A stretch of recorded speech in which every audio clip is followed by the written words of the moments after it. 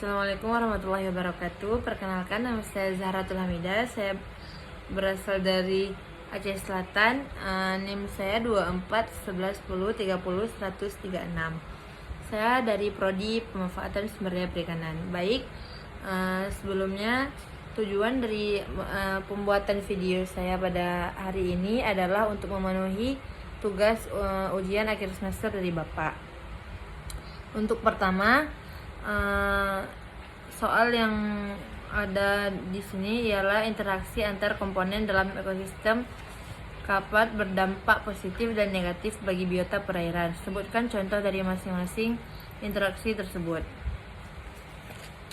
Baik, jawabannya adalah berikut adalah contoh interaksi antar komponen dalam ekosistem perairan yang berdampak positif dan negatif.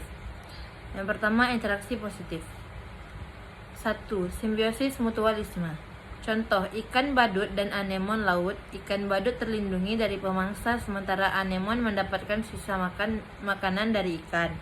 Yang kedua, simbiosis komensalisme. Contoh, ikan remora dan hiu. Remora mendapat sisa makanan dari hiu sedangkan hiu tidak berpengaruh. Untuk yang ketiga adalah polinasi. Contoh dari polinasi ialah tumbuhan air dan serangga-serangga membantu penyerbukan, sementara tumbuhan mendapatkan manfaat dalam reproduksi. Yang keempat, pemuliaan atau mating. Contoh dari mating ialah ikan salmon dan alga. Kotoran salmon menyediakan nutrisi untuk alga, sementara salmon berkembang biak. Kemudian interaksi negatif. Untuk yang pertama adalah predasi. Contoh dari predasi ialah ikan predator memangsa ikan kecil, mengurangi jumlah ikan mangsa. Yang kedua, kompetisi.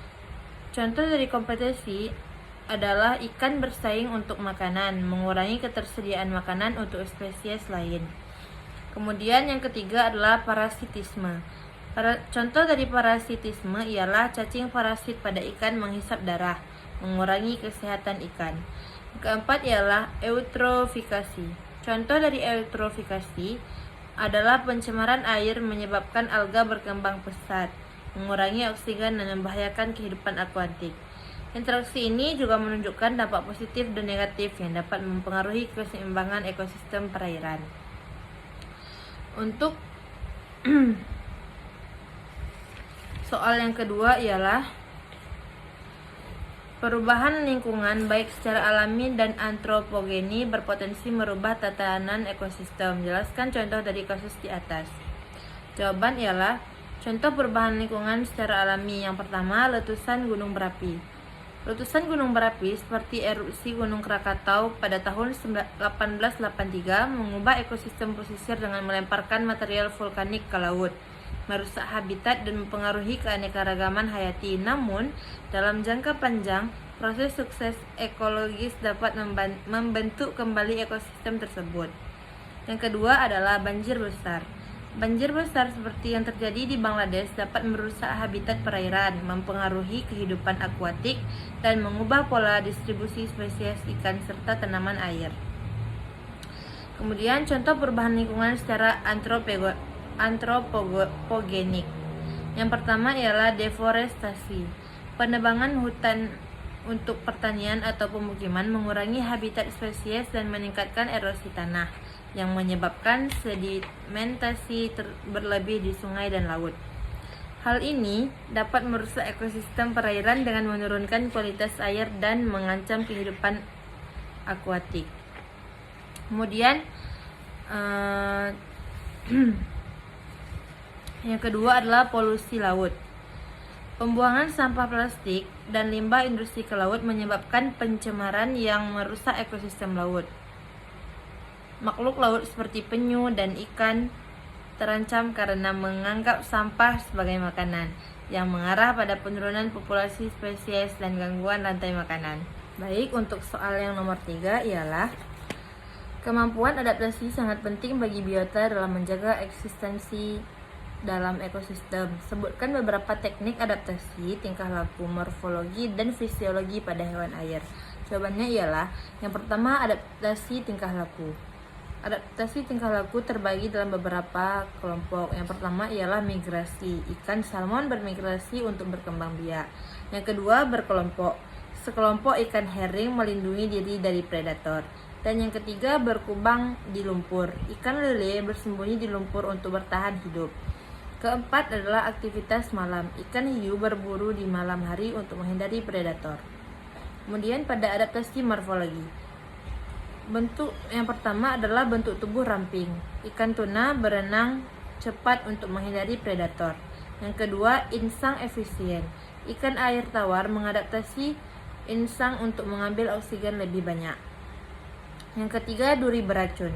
Ikan pari melindungi diri dengan duri beracun. Yang keempat, kantung udara. Ikan lele menggunakan kantung udara untuk mengapur apung. Kemudian adaptasi fisiologi. Yang pertama adalah lapisan lemak. Paus menjaga suhu tubuh di perairan dingin. Yang kedua adalah bernafas melalui kulit. Seperti ikan lele bertahan di air oksigen rendah. Yang ketiga, produksi lendir. Ikan badut melindungi diri dari racun anemon laut.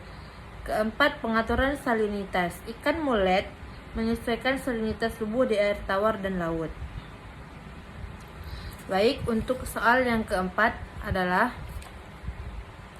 apakah perbedaan lokasi dapat mempengaruhi perubahan morfometrik hewan air? Jelaskan contohnya. Untuk jawabannya, iya.